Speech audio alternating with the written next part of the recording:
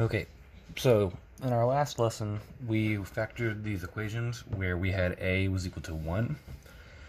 So in our quadratic equation, where you have ax squared plus bx plus c, and a is the coefficient of the first term, what we've done so far is equations where a was equal to 1.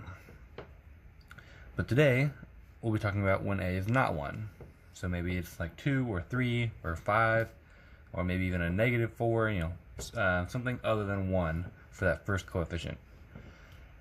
The first thing we need to do, which is also the first thing you need to do anytime you're factoring, is look for a greatest common factor. Because if there is a greatest common factor that you can take out, then you might be able to, once you take it out, then have an equation where a is 1 again, which makes it very easy to solve.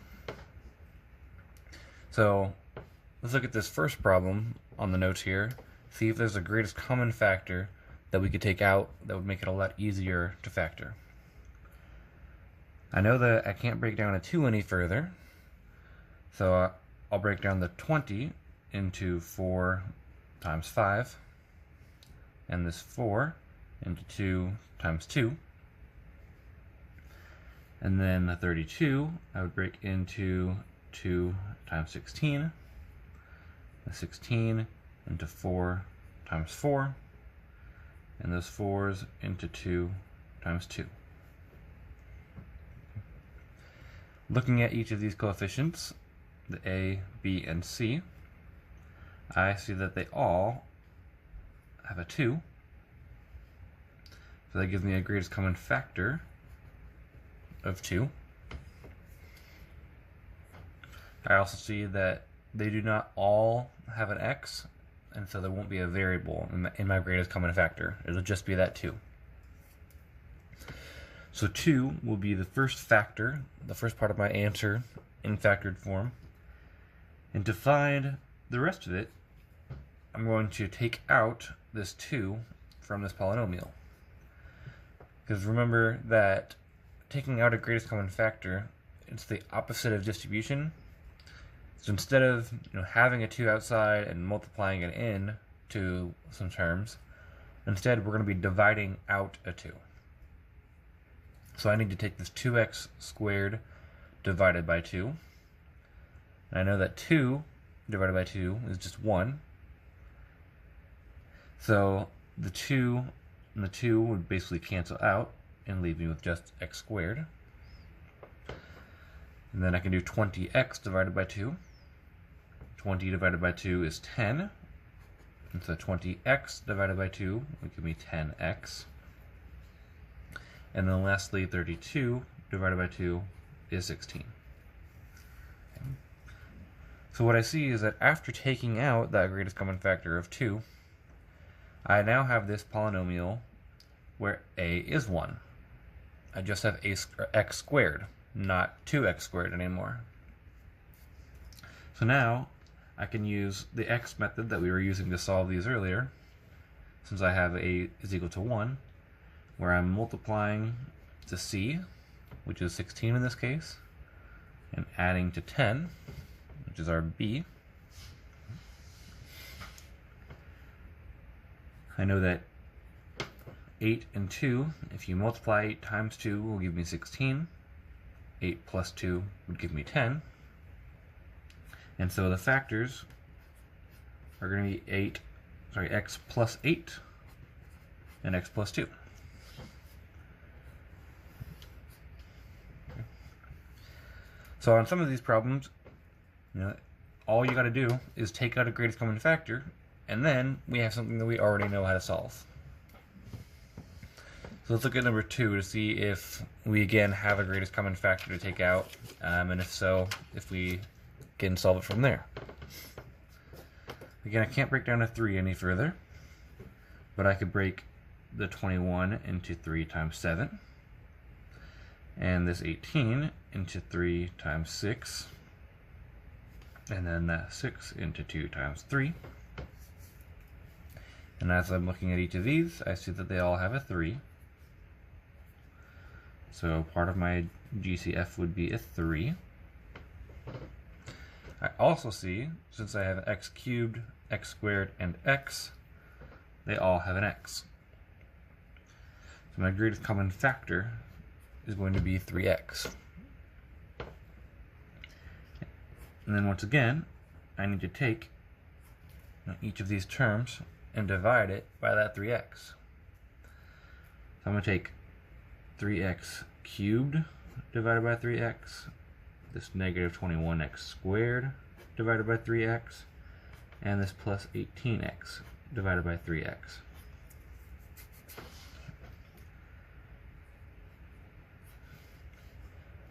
For the 3x cubed divided by 3x, 3 divided by 3 is 1.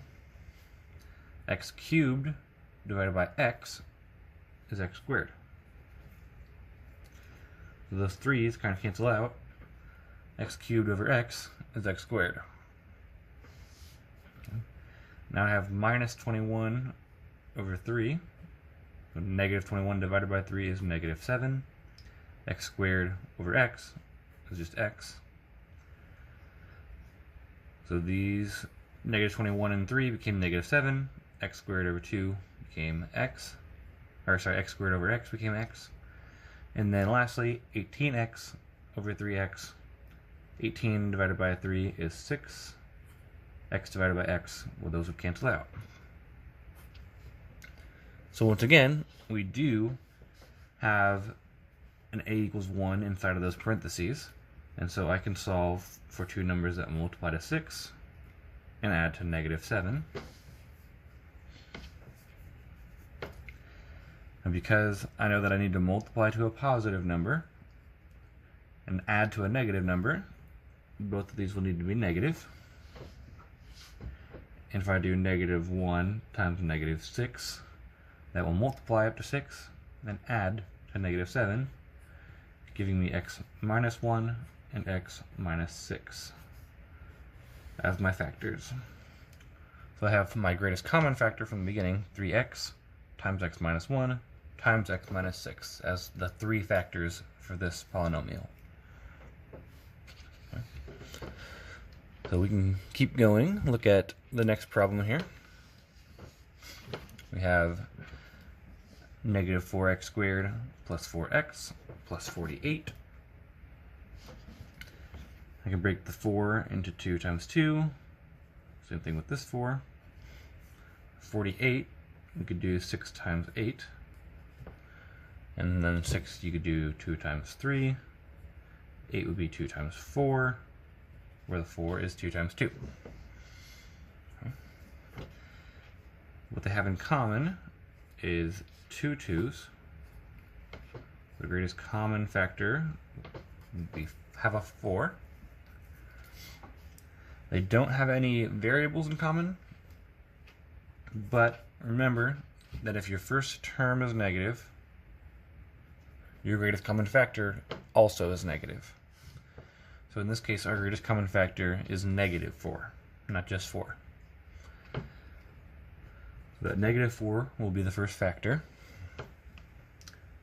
And then I'm going to divide each of these terms by negative 4.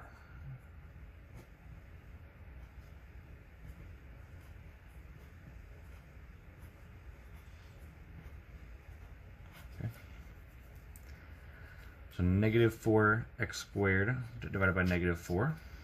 Those negative 4's will cancel out. Leave me with x squared. That's 4x divided by negative 4. Well, 4 divided by negative 4 would be negative 1. And I would have negative 1x, or just negative x. And lastly, 48 divided by negative 4 would give me negative 12. So again, just like the other two problems we've done so far, I have a equals 1 now, because I have just x squared here inside of these parentheses. So I can look for numbers that multiply to negative 12 and add to negative 1. Well, now since I'm multiplying to a negative number, I know I'm going to need to have one negative number and one positive number to multiply up to negative 12. Those two numbers are going to be -4 and +3, giving me the factors -4, and then x minus 4, x plus 3. So those aren't too bad. They're kind of just one additional step to what we did on our last class. But if we look down to number 4, I could break a 4 down into 2 times 2, but the 13 and the 3 can't be broken down further, which means that these don't have anything in common. So there's not a greatest common factor that I can take out. So that's not going to help me to solve it the way we did in our last class. So here's where we need to go back up to the top of the page, where we can go through how to factor these when a is not 1 and there's not a greatest common factor to take out that makes it 1. It's going to be very similar to the process that we did in our last class. The only difference is that now, instead of finding numbers that multiply to just c, they now need to multiply to a times c. Because a is no longer 1, we now have to do a times c. So p times q needs to equal a times c, not just c. But they do still add, to just b.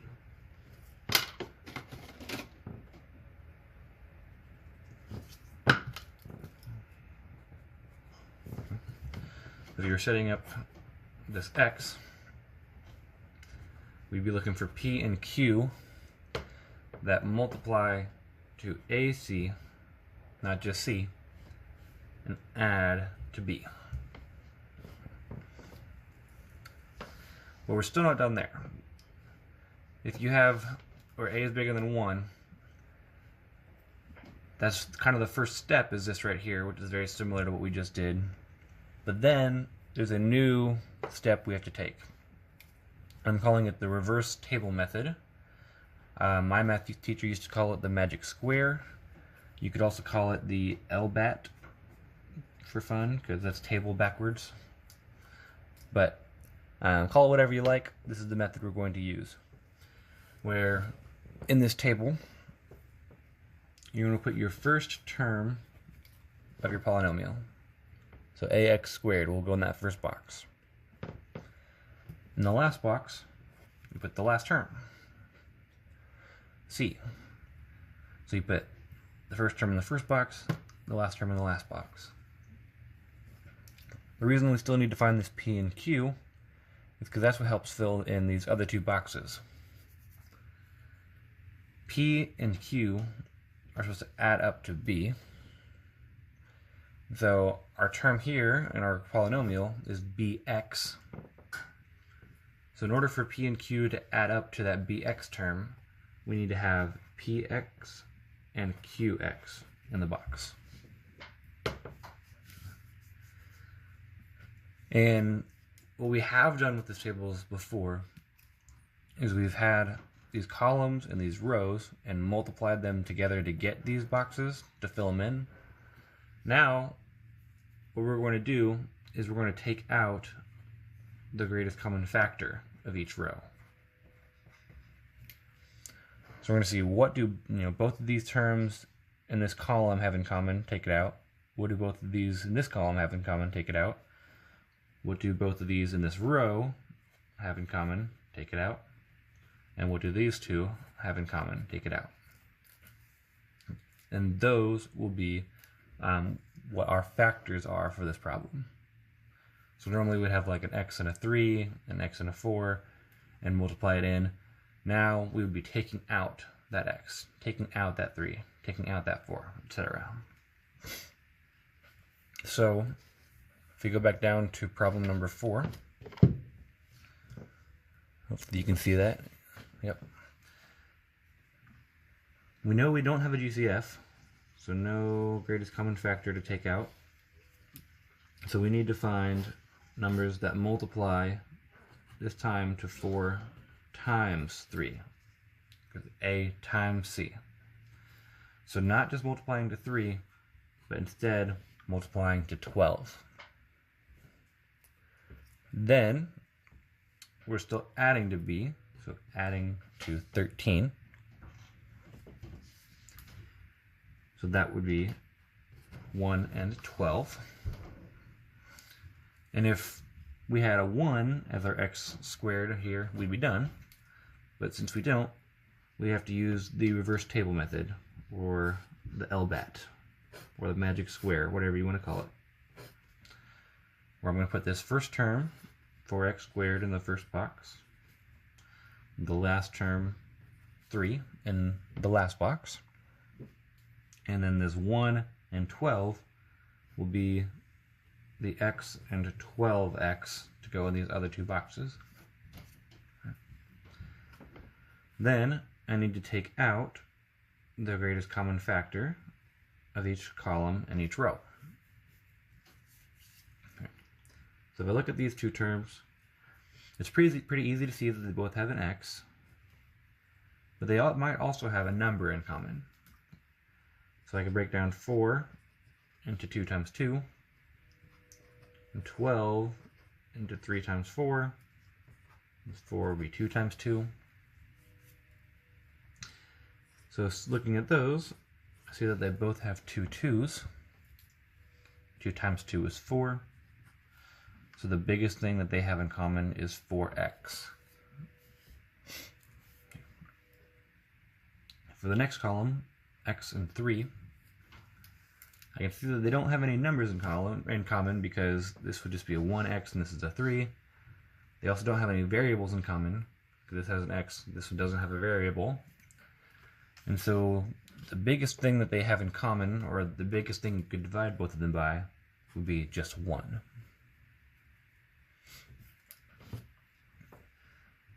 And then for this first row, we have a 4 and a 1, so that tells us we're not really going to have any numbers because this is just a 4 and a 1x.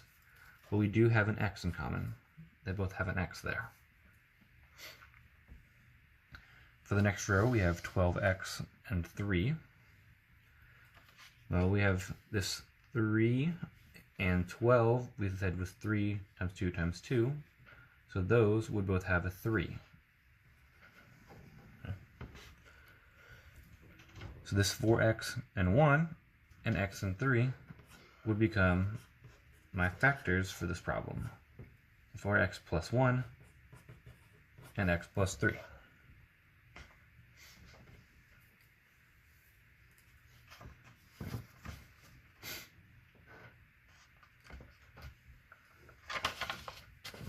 Okay, let's go on to number 5. We have a 3, a 7, and a 2. None of those can be broken down any further, and none of them are the same, so we know that we don't have a greatest common factor, at least not for the numbers. We also don't have an x on all of them, so we have no GCF for this problem. So we're going to be looking for numbers that multiply to 3 times 2, which is 6. Numbers that add to -7, which we actually found on number 2, that this would be -1 and -6. So those will be the ones that we'll use for the reverse table method, where I'm going to put this 3x squared in the first box and 2 in the last box, and use that -1 and -6 to fill in -x and -6x into this table.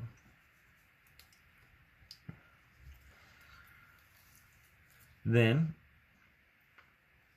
I'm going to take out the greatest common factor. I know that these both have an x, and if I broke down a 6, I would get 3 and 2, which means they would both have a 3. So this one would be 3x. For -x and 2, this one can be kind of tricky. They don't have a number in common, and they don't have a variable in common, so you might think it would be just 1, but this is actually going to be a -1. And the reason for that, and I want you to write this down on your paper somewhere, is that if the closest term is negative, the GCF is negative. So since this negative x is the term that's closest to the number we're about to write, or we just wrote, then this has to be negative as well. So this is a negative 1, not just a 1.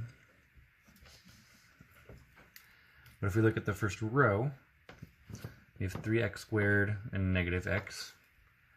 They don't have any numbers in common, so it would be a 1. But they do both have an x. And this is a positive x because the term 3x squared, that's closest to what we just wrote, is positive. But then for the next row, since this negative 6x is the one that's closest, we know it's going to be a negative. This negative, or the 6 would be a 3 and a 2, which means that they would have a 2 in common. So it would be negative 2. Giving me the factors 3x minus 1 and x minus 2.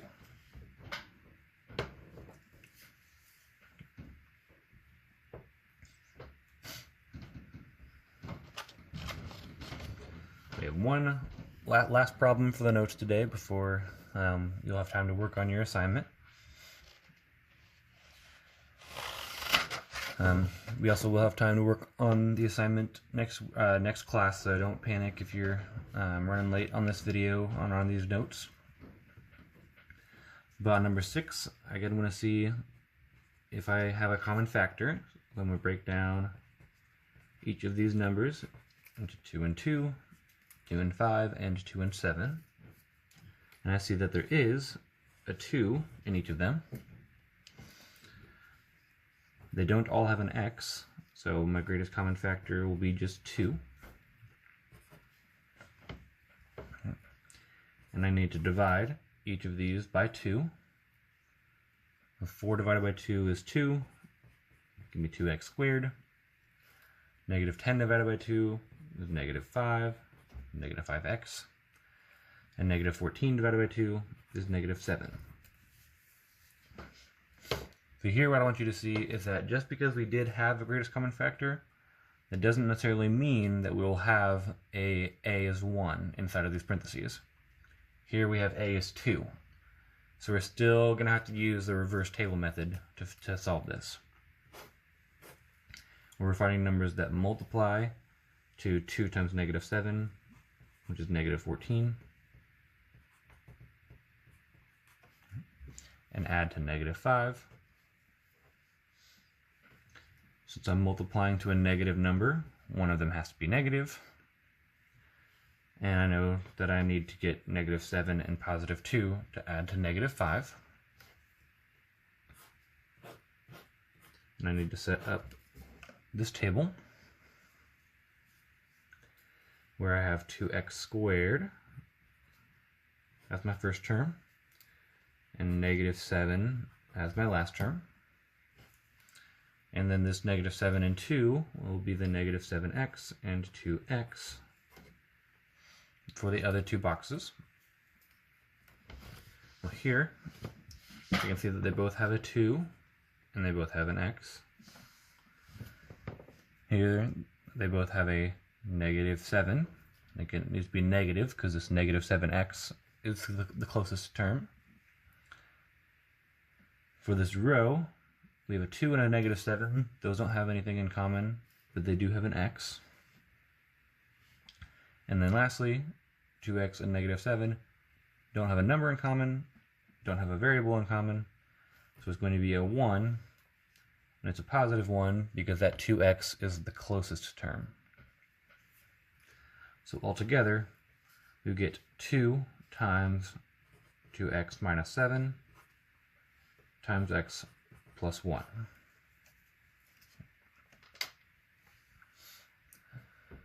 So again, hopefully you've taken good notes. Hopefully this makes sense to you. If not, ask questions And we will have time to work on this in our next class, so don't panic if it's not super clear, but hopefully you have a decent understanding of how to do these, and I will see you later this week.